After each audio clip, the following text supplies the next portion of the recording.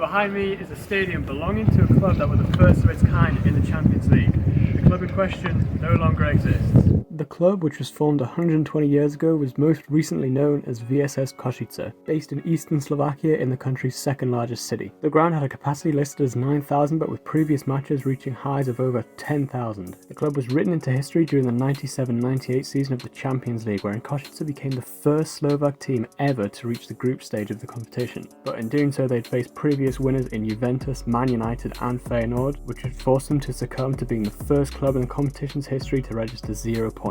Fast forward to 2014-15, where despite finishing 19 points above the relegation zone, they were relegated after failing to obtain a license for the next season. They did win the second division in 2017, but in the same year filed for bankruptcy, which marked the dissolution of the club. There were subsequent talks of creating a new club and applying to the 6th tier of Slovakian football, but supporters decided to look towards an existing club in the city, which is now known as FC Kosice. Currently fighting for promotion to the top tier alongside bitter rivals Tatra and Prešov, they currently sit at the top of the table, but with an extra game played over their opponents. They now play at the new Kosice Futbalová Arena with a current capacity of 5,000. However, the stadium is still under construction, which would bring the capacity to 12,000 and also meet UEFA 4-star standards. We're heading there now, which is built on the site of a former stadium, with the project costing 22 million euros. Courtesy of our guide Peter and his contact Martin, we were met by former player, now club manager Roman Šimko, who would show us around the stadium. First stop was the away dressing room, which was decorated in its default grey colour. It's very similar to most other away dressing rooms. Following a short walk down the corridor and blazoned in the club's yellow and blue colours, we reached the national team room. Slovakia play at stadia across the country, which is soon to include Kosice. We were told that the ground has 4 different dressing rooms. This one in particular is coloured in the blue, white and red of Slovakia. And it's also equipped with a warm-up room for light exercises before games. Now, the home dressing room is a bit more extravagant than the away team, with the team's colours as well as personalised furniture with the club logo. Next door was a press conference room fit with advertising panel and microphones, which is along the corridor from another advertising board designed for quick player or manager interviews straight after the matches. And connected to this space was something I hadn't seen during other tours, a doping room. Of course, this is where players would go after matches to undergo drug tests to ensure that nothing is unfair. And this all leads to a short walk up the stairs leading right onto the pitch with views of the impressive new stands. As you can see, it's currently missing the 2 ends behind the goals as these are still under construction, but these are expected to be finished within the year.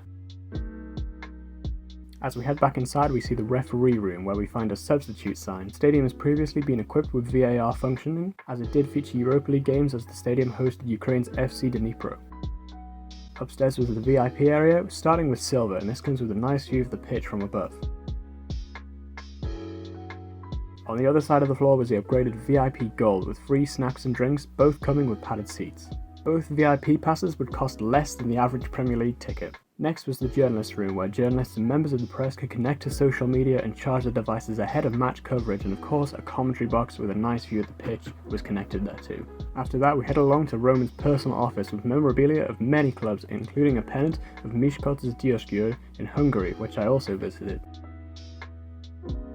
And right outside was another office with a display of the club's healthy trophy collection before we headed upstairs to his personal viewing area where he can ensure all runs smoothly during the games. On the same floor we have the private VIP boxes with the first belonging to the city mayor, fit with a coat of arms of the city and a central view of the pitch with padded seats. The table in the middle of the room also displays a map of the city. From here we could see the away end behind the fencing. Upon completion this would have a larger allocation including some of the far end which is still under construction. Here's a bar with a mannequin displaying the team's home kit in the nice yellow and blue, and something I've never seen before, a dedicated smoking room.